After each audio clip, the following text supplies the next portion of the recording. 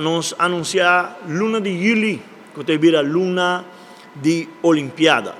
De con luna de Olimpiada, pasó el luna también, que en Francia 2024, que está el año de Olympic Games.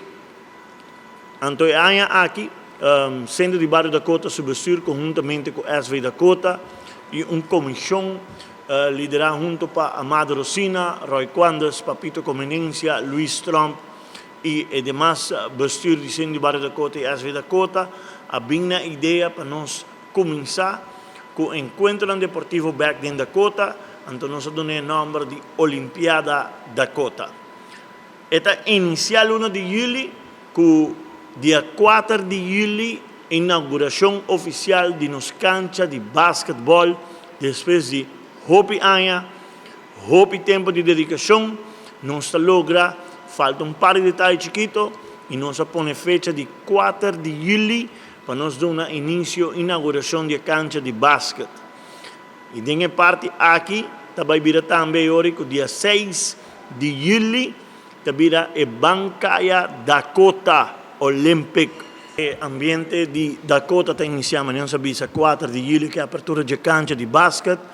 Já sabe, tem Bancaya, mas essa explica. A ideia está para nós dar início na Olimpiada Dakota 2024.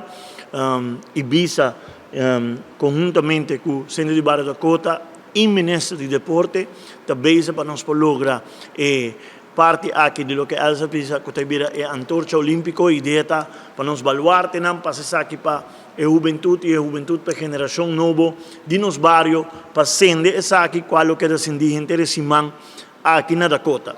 A Olimpiada mês está iniciado Jesum, Chaves Jesum, com partido de ping-pong e também basquetebol. A Vierna tem dominó e bolas criollas e já sabra também vira Ceso Sport.